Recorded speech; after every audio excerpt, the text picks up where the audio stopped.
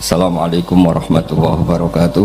Sebelum saya terangkan teks persisnya, itu ada sekian problem dalam memahami Quran, terutama kalau lewat terjemah. Problem itu bisa gawat betul, bukan gawat-gawatan tapi gawat betul. Misalnya ada ayat begini dan terjemahnya pasti begini. Fa'ainama tuwallu fasamma wajhullah. Kamu menghadap mana saja, di arah manapun, di sana ada ridhonya. Itu kalau hanya pakai terjemah, tentu menjadikan kita sholat bisa menghadap ke timur, ke barat, ke utara, dan ke apa? Selatan. Saya cerita sedikit tentang asbabun nuzul. Memang tema sekarang tentang asbabun nuzul. Dulu Rasulullah SAW ketika di Mekah itu sholat menghadap Ka'bah. Tapi setelah pindah di Madinah, di mana Madinah itu ada komunitas Yahudi dan Nasrani, Rasulullah itu menghadap ke Baitul Maqdis.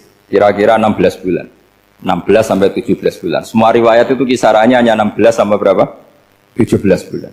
Sehingga orang Yahudi itu bilang begini, Muhammad ini baiklah, meskipun dia membawa agama baru tapi kiblatnya masih ikut kita, masih baik kan. Setelah 16 bulan Nabi diperintahkan Allah untuk menghadap ke Ka'bah. Fawal liwajhaka syatrul masjidil haram. Maka orang Yahudi itu berontak. Berontaknya adalah kiblat mereka ditinggalkan. Cara berpikir orang Yahudi itu kiblat mereka ditinggal. Sehingga mereka bilang mawallahum an qiblatihim allati kanu 'alaiha. Apa yang menjadikan umat Islam berpaling dari kiblat Baitul Maqdis. Kemudian mereka provokatif betul. Ini perlu diperjelas. Provokatif. Bilang begini. Inna Muhammadan tahayyara fi din. Muhammad ini bingung dalam beragama sehingga habis ngomong A ngomong B, habis kiblat Ka'bah, kiblat Baitul Maqdis. Sehingga dalam banyak tarikh disebutkan peristiwa kiblat itu terbanyak melahirkan orang murtad. Orang yang keluar dari Islam gara-gara provokasi orang Yahudi. Muhammad tahayyara fi dini. Muhammad itu bingung dalam menentukan pilihan apa? Beragama. Kemudian walhasil singkat cerita akhirnya Nabi itu madhep Ka'bah. Apa yang terjadi mukjizat itu adalah bahwa agama ini agama yang mewakili semua agama sebelumnya yang masih orisinil. Yaitu Nabi akhirnya berargumentasi Ka'bah adalah kiblat yang asli, yang lebih tua. Terus mereka tanya, buktinya apa? Dijawab oleh Quran, fihi ayatum bayyinatum maqamu apa? Ibrahim. Ka'bah bukti tertua adalah di situ ada makam Ibrahim. Makam itu jejak kaki. Ya kalau bahasa Indonesia makam itu kuburan. Kalau dalam bahasa Arab makam itu jejak apa? Jejak kaki. Sehingga diketahui oleh sejarah dibuktikan di situ ada jejak kaki siapa? Nabi Ibrahim. Sementara nisbatnya Baitul Maqdis itu adalah kepada Nabi Musa dan Nabi Harun. Yang ini adalah turunan dari Nabi siapa? Ibrahim. Hikmahnya apa? Begini, sebagai bukti bahwa Baitul Maqdis pernah menjadi poros Islam atau poros Tauhid, maka Nabi Muhammad pernah disuruh menghadap ke Baitul Maqdis. Buat inget-ingetan kalau ini pernah menjadi poros apa? Tahu? Tapi tetap tua-tuaan masih tua apa? Nah, kenapa tua Ka'bah tadi? Karena Ibrahim adalah Abul Anbiya, bapak dari para. Dan di situ ada jejak kakinya. Fihi ayatum bayyinatum maqam. Bukti itu belum cukup. Dibuktikan lagi bahwa Ismail kecil itu hidupnya di Ka'bah. Kita tahu sa'i baina Safa wal Marwah adalah karena Siti Hajar sedang mencari apa? Jadi ada bukti sekian, bukti empirik bahwa Ibrahim itu kiblatnya itu Ka'bah, bukan Baitul. Sehingga ada kata-kata fihi ayatum bayyinatum maqamu Ibrahim. Nah, tanpa ngerti asbabun nuzul, kamu akan mengartikan fa'ina ma tuwallu fasamma wajhullah itu salah. Karena di situ kamu menghadap mana saja, maka di situ ada ridhonya Allah. Maka para ulama memberi catatan, maksudnya begini, kamu menghadap kemana saja, asal itu yang diperintahkan Allah, maka di situ ada ridhonya Allah. Harus seperti itu maknanya, disesuaikan dengan konteks asbabun nuzul. Tanpa seperti itu tidak bisa. Dan masih banyak lagi kepentingan tentang asbabun nuzul. Jadi problem sekarang adalah banyak mufassir yang hanya mengartikan dari terjemah. Itu bahaya sekali. Sehingga ada orang yang menikah secara mut'ah. Itu kan mirip kayak transaksi zina. Mereka berdalil famastamta'tum bihi minhunna fa'atuhunna ujurahun. Perempuan yang sudah kamu nikmati yang penting kamu bayar. Terjemahnya seperti itu. Karena ujur itu jamaknya ujroh. Itu fatal sekali. Padahal ayat itu begini, settingannya begini, setting siakul kalamnya atau asbabun nuzulnya begini. Ini sekaligus, memang saya sengaja ngaji dengan tema yang berat, bentuk penghormatan pada yang ngaji. Kalau temanya ringan kan kayak TPG. Begini asbabun nuzulnya begini. Wal muhsanatu minan nisa yang awal juz 5 itu, ya kita santai aja, yang awal juz 5 itu sebetulnya maktuf, diatafkan pada ayat hurrimat alaikum ummahatukum wa banatukum wa akhwatukum wa ammatukum wa kholatukum wa banatul akhi wa banatul ukhti. Jadi perempuan yang haram dinikah itu ada 7. Yang faktor nasab, yaitu siapa? Ibu, putri, saudara putri, bulik dari bapak, amah itu bulik dari bapak, kholah itu bulik dari ibu, keponakan dari saudara lelaki, keponakan dari saudara perempuan. Ini disebut haram karena nasab gen. Kalau orang Jawa bilang hanya 4 karena ngitungnya bulik baik dari bapak maupun ibu. Kalau orang Jawa bilang kan bulik terus keponakan dihitung 1. Padahal ada keponakan dari saudara lelaki, ada keponakan dari saudara apa? Perempuan. Wa banatul akhi wa banatul ukhti. Terus kedua haram karena rodok. Kita tahu dalam hukum Islam rodok adalah sama dengan nasab. Jadi ibu yang pernah menyusui kamu berarti jadi ibu kamu. Dan saudara sepenyusuan berarti menjadi saudara kamu. Ini disebut wa ummahatukumul lati arda'nakum wa akhwatukum minar radha'. Terus ketiga haram karena musoharoh, karena besanan. Jadi pagi ini misalnya saya nikah dengan Sri, bilang qabil tu nikaha wa taswijaha bil maril madkur. Setelah nikah dengan Sri ini otomatis ibunya dia menjadi mertua. Otomatis haram saya apa?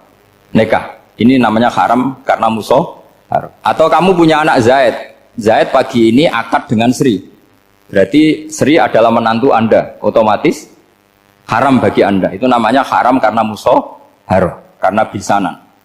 Itu yang disebut waroba apa haram-haram itu kan saat terus itu wa ummahatu nisaikum, apa ibu dari istri-istri kamu.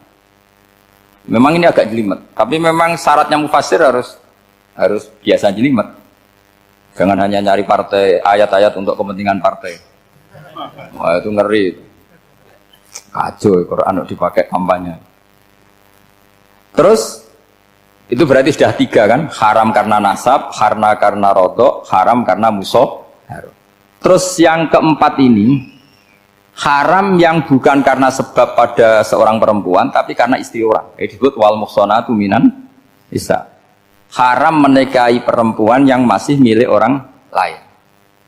Nah, orang lain yang menikahi ini, istilahnya Allah adalah lelaki yang menikahi perempuan ini adalah lelaki sing muhsini ghairu musafihin, secara nikah yang sah. Nah, nikah yang sah itu begini dalam hukum fikih Islam. Saya nikah dengan Sri, kalau hanya akad itu saya wajib bayar mahar hanya separuh. Jadi kalau saya janji bayar 1 miliar, berarti wajib bayar berapa? 500 juta. Kalau janjinya 100 juta, hanya bayar 50 juta. Itu yang wajib bil akdi. Nanti wajib sepenuhnya nunggu bil jima. Kalau sudah hubungan intim, baru wajib 100%.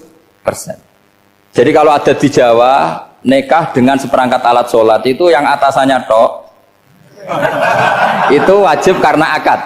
Nanti bawahnya nunggu setelah hubungan apa? Intim. Loh, ini hukum Quran, bukan hukum saya. Makanya kan wa in talaqtumuhunna min qabli an tamassuhunna, saat terus fanis huma faradtum, hanya wajib bayar setengah. Nah, perempuan yang sudah diajak hubungan intim itu kata Allah fa'atuhunna ujurahun, maka wajib kamu bayar penuh. Jadi ayat itu tentang perempuan yang sudah dinikah, kita harus bayar berapa? Harus bayar penuh. Ini penting saya utarakan. Nah, problem kita sebagai orang Indonesia, ini juga problem Pak On, problem semua kiai. Mahar di Indonesia itu nggak bisa dibahas di Quran, karena keterlaluan, kecilnya itu keterlaluan. Saya ini kan kiai, sering ngakatkan tuh sampai bosan, seperangkat alat sholat itu ngawur sekali. Ini mbak harus nggak mau gitu. Saya provokasi minimal itu ya berapa? 100 juta berapa? Pantasnya berapa? Pantasnya berapa? 10 gram itu berapa nilainya? Kan 1 gram 500.000, baru 5. Ya sudah mendingan itu 10 gram. Quran itu bayangannya gini, sambil latihan, yang hafal-hafal biar latihan. Jangan dapat beasiswa karena hafal tapi nggak jelas juntrungannya. Quran tuh bayangannya gini, ini nggak mungkin Quran ini bisa dibaca di Jawa. Wa in aradtum istibdala zawji makana zawji wa ataitum ihdahunna qintaran fala ta'khudhu minhu syai'a. Jika kamu nikah sama seorang perempuan, kemudian kamu cerai, maka mahar yang sudah kamu berikan jangan ambil lagi. Karena mahar di Arab itu mahal 100 juta, kadang mobil Alphard, kadang GMC. Sehingga setelah menceraikan tuh kebayang menarik. Kok enak dulu saya memberikan itu kan dapat servisnya. Sekarang sudah saya cerai, saya tarik. Kalau mahar di Indonesia kan seperangkat alat sholat. Jadi gak kebayang ada kalimat fala ta'khudhu minhu syai'a, jangan ambil lagi. Kebayang ngambil aja enggak? Apalagi kalau nikahnya sudah 2 tahun kan sudah lusuh, sudah. Tapi kalau di Arab itu kebayang karena mahal. Makanya orang Arab suka nikah orang Indonesia karena murah.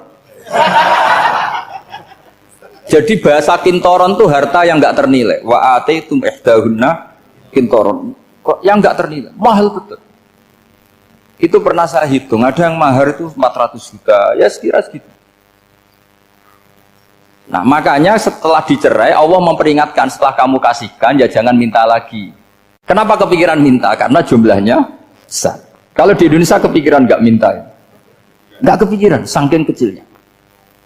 Seperangkat alat sholat kadang 1 juta. 1 juta itu setelah hubungan intim, sebelumnya yang wajib hanya 500. Itu kan nggak kebayang. Makanya susah ngartikan Quran di Indonesia, kadang susah karena kadang terlalu. Itu pernah Sayyidina Umar radhiyallahu anhu pernah bilang begini, wahai para perempuan, mahar itu jangan mahal-mahal, kasihan para lelaki. Itu ada perempuan alimah ya, orangnya alim betul, meskipun nggak pernah sekolah di UI tapi alim itu. Itu usul langsung gini, ya Amiral Mukminin, laisa dzalika laka ya Amiral Mukminin, waqad qala ta'ala wa ataitum ihdahunna qintaran. Kamu hanya seorang Amirul Mukminin, tidak berhak bikin aturan pembatasan mahar. Allah saja tidak batasi. Kenapa kamu batasi? Sehingga dulu yang namanya nikahnya Sulaiman Agung atau Jamaluddin siapa Ratu Agung, kalau hadiah ya sampai tas mahal itu. Ini kan dari bahasa Arab mumtaz mahal. Mumtaz itu istimewa, mahal itu tempat. Dia punya istri yang sangat dicintai, dikasih hadiah mumtaz mahal. Terus ilat Jawa jadi apa? Tas mahal. Itu sama Mujid Ulil Albab kalah. Itu kalau cerai kan kepikiran minta lagi. Dikasihkan yang baru. Tapi kalau di Indonesia tidak mungkin karena apa tadi? Seperangkat alat sholat. Begitu nyari yang murah lagi. Yang bagus kitanya, bungkusnya yang bagus. Nah, maka nggak mungkin kita maknani Quran tanpa mengenal yang bernama asbabin. Karena makna ayat itu bisa kacau kalau kita tidak tahu asbabin. Yaitu kayak tadi makna fa'ina ma tuwallu fasamma wajhuhu. Itu maknanya kan kamu menghadap mana saja, boleh saja di sana ada ridhonya Allah. Berarti kan bisa ke timur, ke selatan, ke utara, ke barat. Itu bahaya betul. Sehingga kata ulama harus mengkaji asbabin supaya porsi ayat ini sampai semana jauhnya itu kita tahu. Tanpa tahu itu tidak bisa. Begitu juga menyangkut kiblat. Sekarang saya tanya, kemarin kan ramai dulu di Kemenak, kiblat semuanya diukur dengan GPS, terus beberapa masjid dikomentari salah. Karena diukur pakai apa? GPS. Kalau dalam bahasa falak disebut yaumarosdil kiblat. Memang bisa diilmun. Tapi pertanyaannya begini, dari awal Allah ngendikan fawal liwajhaka syatral masjidil haram. Kamu yang penting sholat itu menghadap masjid. Masjid itu ya bangunan. Sehingga kata Ibnu Abbas yang diriwayatkan banyak ulama mengatakan al-Ka'bah kiblatun li ahlil masjid wal masjid kiblatun li ahlil haram wal haram kiblatun li ahlil masyriq wal maghrib.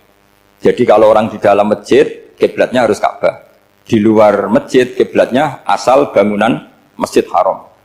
Tapi di luar sini kayak di Indonesia boleh semua tanah. Kenapa begitu?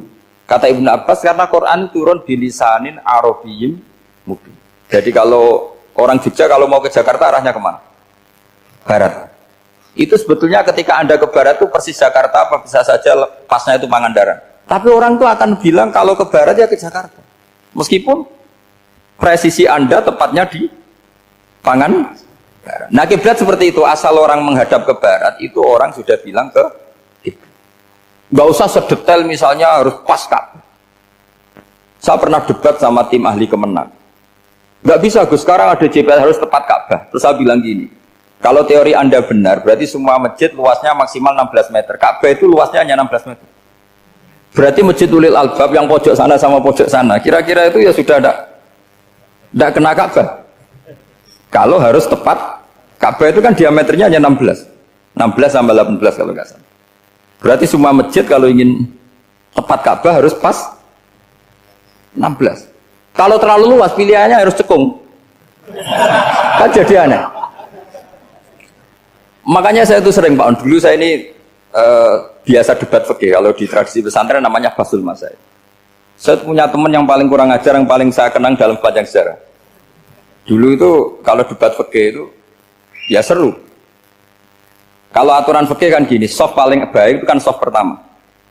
Baru kedua, baru ketiga. Yang paling keren kan soft awal, soft. Terus teman saya bilang gini Pak, ya kalau gitu gini aja Gus, desain masjid itu memanjang utara selatan. Biar semuanya soft awal. Gara-gara didesain begini kan ada soft 2, soft 3. Apa susahnya? Kita bikin mulai awal supaya masjid itu memanjang utara apa? Selatan. Supaya semuanya soft awal. Ya kalau ada hukum ya diimplementasikan dalam desain bangunan katanya. Jadi. Itu kan kacau. Terus akhirnya saya jawab, lalu setelah begitu yang paling afdol siapa? Yang dekat imam.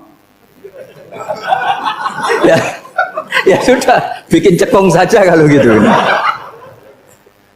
Artinya gini ya, beragama itu yang sehat. Jadi beragama itu berdasar riwayat. Berdasar riwayat, pernah ada ulama yang hitung, Madinah menghadap Ka'bah itu ya tidak pas. Pernah dihitung pakai GPS. Kiblat Madinah ke Ka'bah itu ya tidak pas. Tidak seperti yang pernah dianjurkan Kemenak. Karena apa? Agama ini ngikuti bilisanin arabiyyin mungkin. Seperti jenengan gini. Semua ini istilahnya apa? Menghadap Gus Bah. Padahal ada yang agak sana, agak sana. Semuanya ngaji sama siapa Gus Bah? Ya sudah. Istilahnya bertatap muka. Memangnya kita benturan. Ini bahasa. Jadi seperti ini semua namanya apa? Berhadap. Padahal ada yang agak samping, agak samping. Ka'bah juga gitu, sebenarnya tidak se-ekstrim yang dibayangkan orang-orang. Cuma kalau bisa tepat, ya kita harus tepat. Tapi tetap saja tidak perlu 16 meter. Nah, fa'aina ma tuwallu fathamma wajhullah itu artinya menghadap. Menghadap itu menghadap arah. Makanya Allah tidak dawuh fawal liwajhaka nahwal Ka'bah, tapi fawal liwajhaka syatrul Masjidil Haram. Jadi ini penting saya utarakan supaya kita familiar dengan istilah-istilah Quran. Istilah Quran itu gampang sebenarnya. Kalau kita kaji itu gampang. Problem kita tidak pernah mengkaji. Jadi semuanya asing. Kalau kita mengkaji itu gampang sekali. Saya punya sekian cerita betapa pentingnya mengkaji Quran. Harun ar-Rasyid itu dinasti Bani Abbasiyah. Itu pinter sekali. Ada seorang ustadz yang agak ekstrim. Itu datang ke Harun ar-Rasyid. Ya Amirul Mukminin, inni nasihun laka famusaddidun alaika. Fala tajidanna alayya fi nafsika syai'an. Saya mau nasihati kamu tapi saya mohon jangan masukkan hati. Karena nasihat ini penting. Tapi saya akan keras, vulgar. Akan keras, kritik saya akan keras karena Anda sebagai Amirul Mukminin tidak pedes. Apa kata Amirul Mukminin Harun Rasyid? Uskut ya Ustadz. Nah, sebagai riwayat uskut ya jahil. Kamu itu Ustadz bodoh, tidak usah banyak omong. Terus kita, kenapa saya bodoh? Terus dibacakan ayat faqula lahu qaulal layyina la'allahu yatadzakkaru aw yakhsha. Inna Allaha ta'ala qad arsala man huwa khairun minka ila man huwa syarrun minni. Wa ma'a dzalika qala ta'ala faqula lahu qaulal layyina. Allah pernah menugaskan seorang yang lebih baik ketimbang kamu, yaitu Musa dan Harun. Musa dan Harun adalah seorang nabi. Kepada orang yang lebih buruk ketimbang saya, yaitu Fir'aun. Itu saja etikanya faqula lahu qaulal lainah. Kamu kalau ngomong yang halus, yang baik, yang berperadaban, kok kamu sama saya mau kasar? Akhirnya ustadznya ternyata pinter kamu, yes pinter aku. Jadi semudah itu.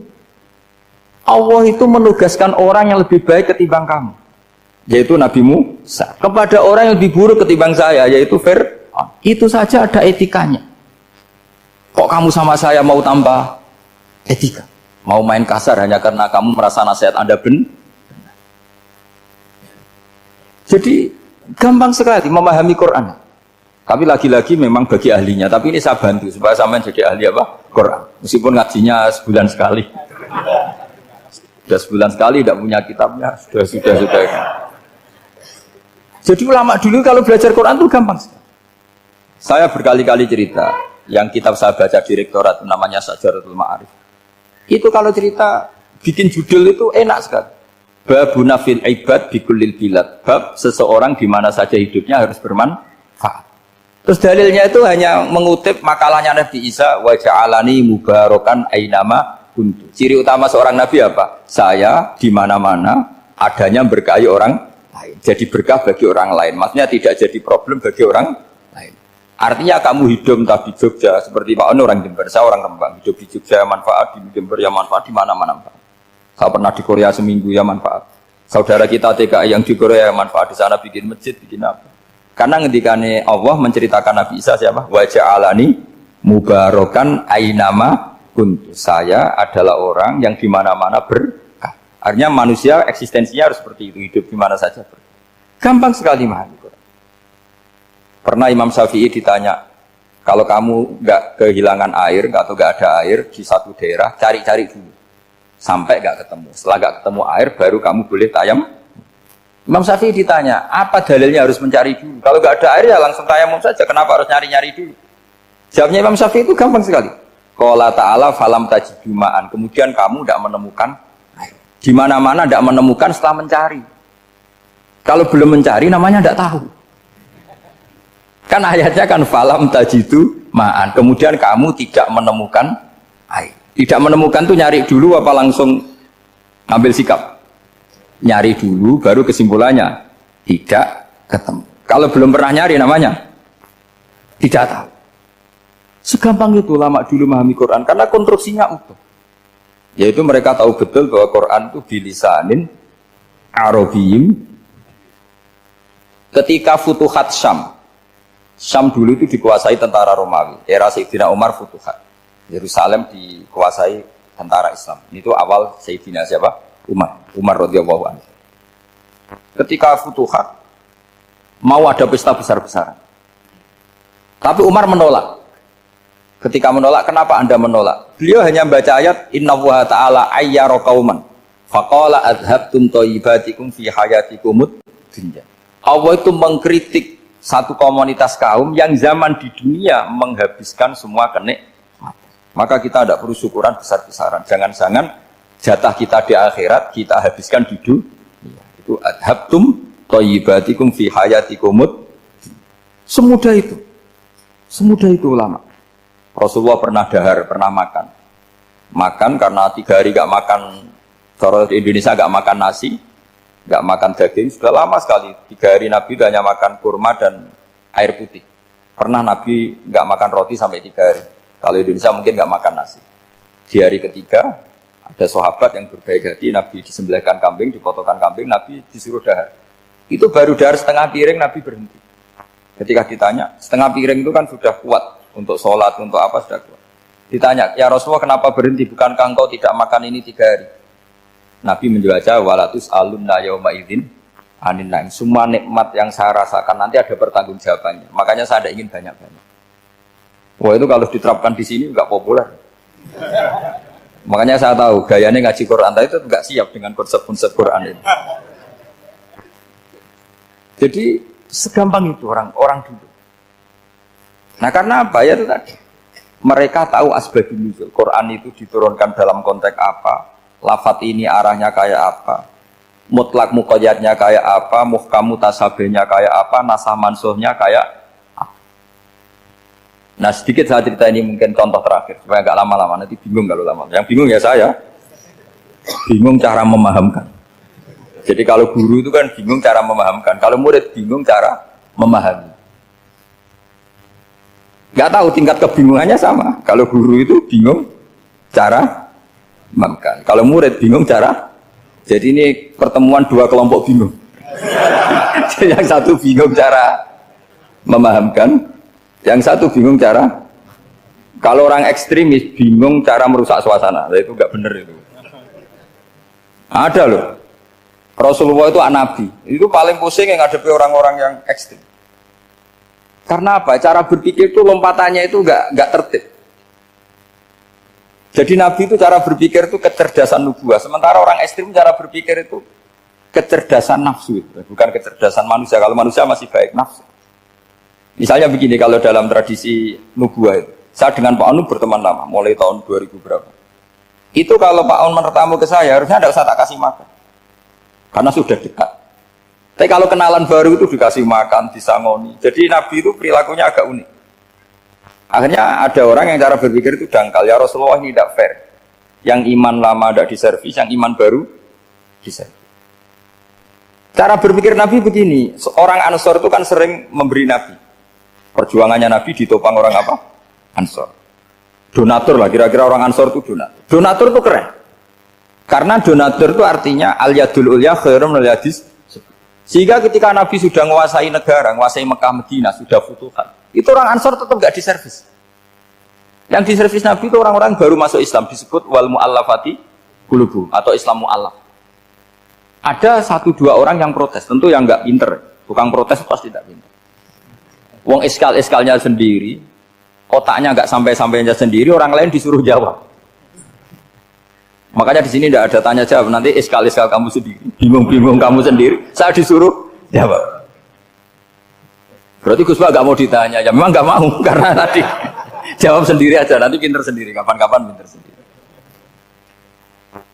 Akhirnya tanya begini, cara tanya gini, ya Rasulullah, ini gak fair. Orang sudah Islam lama setelah negara terbuka milik Anda, setelah kita menang, setelah kita menguasai negara, tidak kamu servis. Sementara yang baru Islam kamu, Nabi itu pertanyaan senyum-senyum, rileks saja. Lama-lama tambah ekstrim pertanyaannya. Kata Umar, ya Rasulullah saya beri izin untuk membunuh orang ini. Umar itu pikirannya karena mangkel lo Nabi. Nabi jangan. Kalau kamu bunuh, nanti apa kata orang banyak? Inna Muhammad dan yaktulu ashabah. Dikira Muhammad membunuh sahabatnya sendiri. Nabi masih mendengar. Komplainnya masih dengar. Lama-lama Nabi memberi penjelasan. Kamu ini orang Ansor. Kamu biasa memberi saya, memberi dana perjuangan. Memberi itu hebat.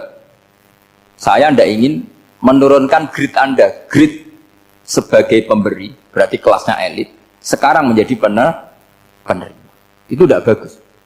Itu betapa Rasul ini namanya kecerdasan nubuah. Kalau orang biasa memberi, biar memberi saja. Supaya dia tetap heroik, tetap patriotik, tetap keren. Karena mentalnya pemberi. Jangan sampai dari mental memberi, kemudian mentalnya peminta.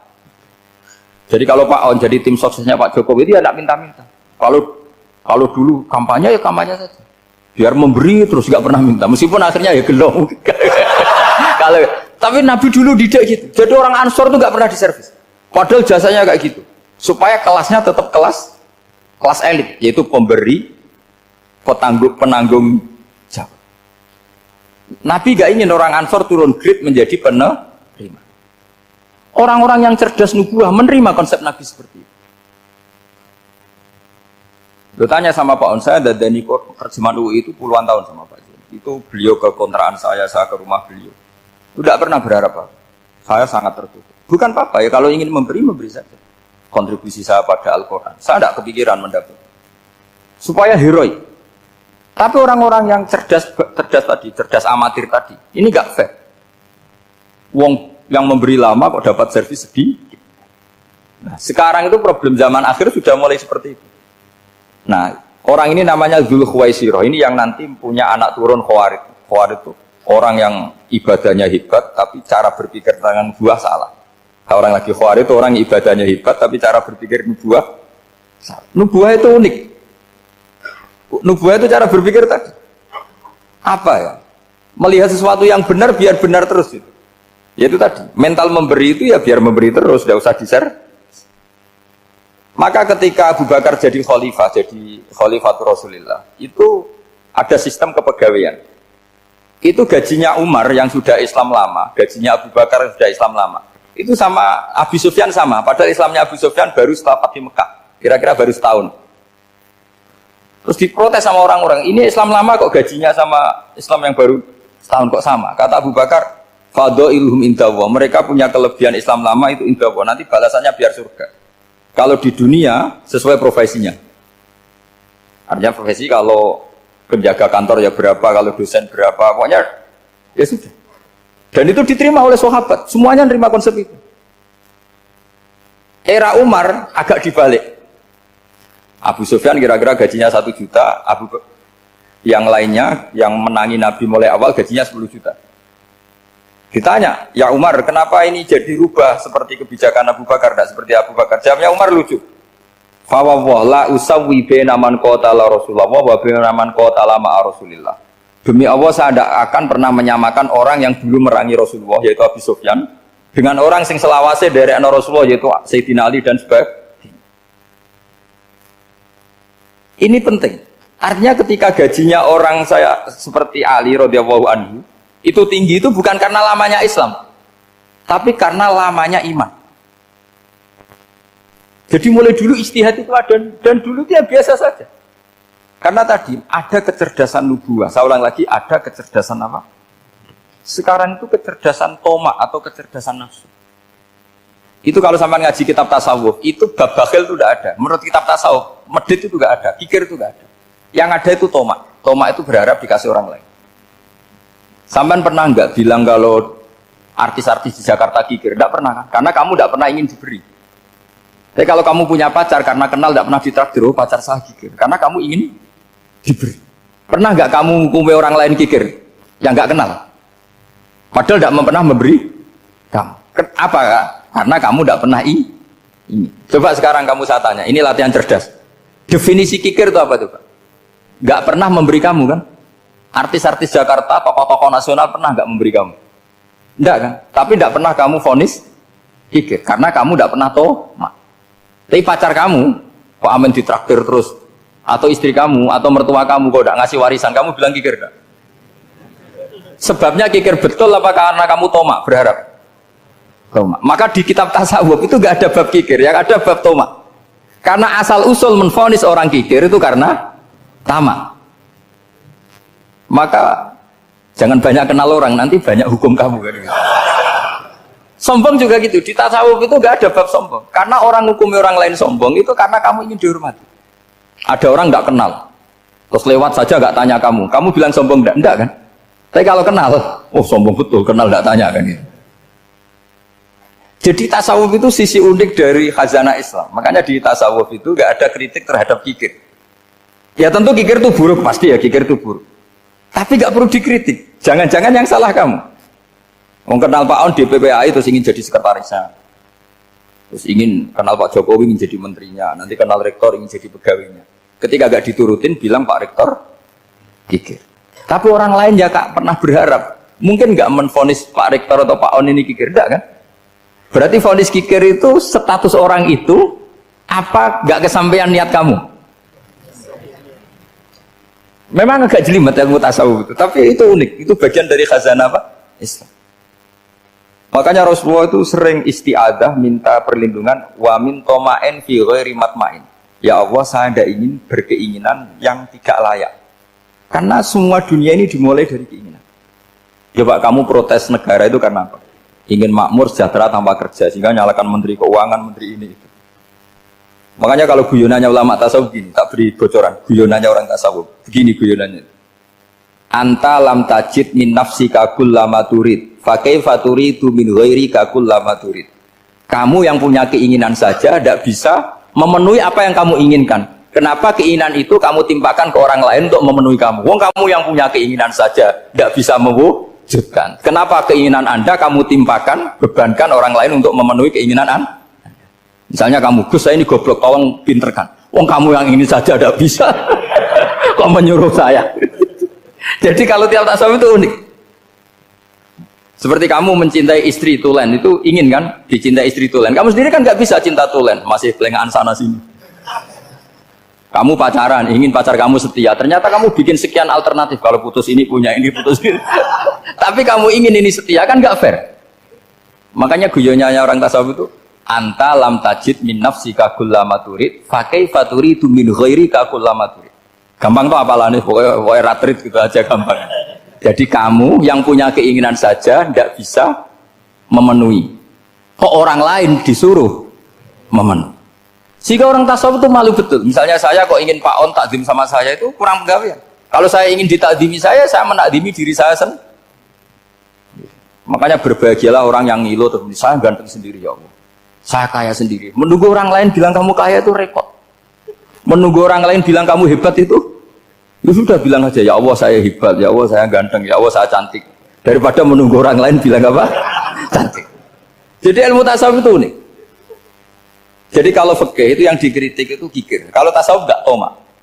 Karena orang yang kamu vonis kikir itu jangan-jangan tidak kikir tapi mementingkan yang lebih penting.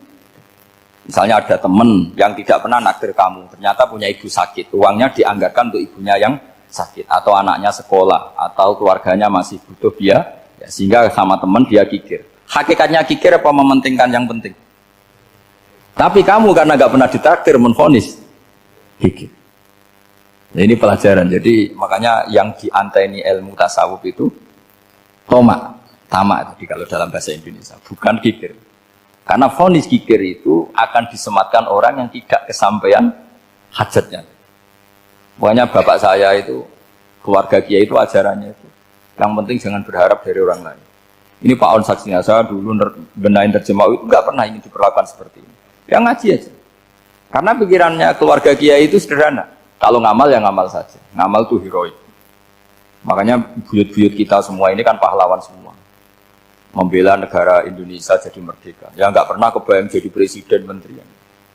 Tapi sekarang nggak, ngamal sedikit saja harus jadi menteri. Jadi ini bahaya kalau dalam kelangsungan bernegara. Karena orang biasa transaksional. Awal negara ini dibangun berdasar heroik, bukan berdasar apa? Transaksional. Tapi sekarang orang akan membiasakan itu. Apa-apa itu transaksional. Ini tidak bagus untuk kelangsungan bernegara. Apalagi kelangsungan beragama. Sehingga seperti saya ini masih punya desa-desa binaan di Sragen, di pedalaman Papua sekalipun. Saya punya santri banyak di Papua. Itu kalau cerita itu unik-unik. Itu mau Jumatan, itu nggak ada orang 40. Sudah datang setengah 12, itu datangnya 3 jam. Di situ mau ketemu santri 3. Semua, karena ya akhirnya mereka tanya gini, Pak. Pertanyaannya itu lucu. Gus, boleh nggak Jumatan orang 3? Secara fikih Syafi'i kan harus orang 4. Boleh. Kemudian mereka tak bilang buat sholat duhur saja. Mereka nggak mau. Wong Jumat kok duhur. Harinya kan Jumat, masa sholatnya? Sehingga kita yang jadi kiai akhirnya nyari fikul madzhabil arba, nyari fikih madzhab 4. Ternyata Imam Malik membolehkan orang 6. Ada yang bilang 12. Yang penting keceluk jamun itu kelompok. Kalau 3 kan belum keceluk apa? Belum disebut apa? Kelompok. Ini penting saya utarakan supaya kita berjuang itu bukan karena service seperti ini kayak di Ulil Albab, masjidnya keren, kampus swasta tertua, terus termasuk nomor 1-2 di Indonesia. Oke, kita syukur dengan kebesaran UI. Tapi yang namanya dakwah itu menjadikan orang tidak tahu menjadi tahu, termasuk kepada desa-desa tertinggi. Sama. Yang namanya menteri itu pembantu presiden untuk memenuhi kebutuhan rakyat banyak. Sekarang misalnya menteri pertaniannya itu hebat, cerdas, tapi petani nggak mau nandur padi, mau apa itu? Coba yang membantu ketahanan pangan itu para petani mau nanam padi apa karena menteri pertanian? Karena petani mau nanam. Ya sudah GR saja, kita pembantu presiden semua. Karena ikut menyumbangkan ketahanan pangan. Tapi kamu kan nggak digaji, kita keren, ngamal tanpa harap gaji. Ini penting supaya Anda itu nggak hati kecil gitu. Ikut menyumbang negara tanpa ingin dapat gaji. Keren nggak? Nah, itu nubuah. Apa? Nubuah. Orang Ansor itu seperti itu. Sehingga ketika Rasulullah wafat dan ada kompetisi kepemimpinan, itu orang Ansor gak ikut. Sudah kita makmum saja, silahkan dibagi di saking baiknya orang Ansor.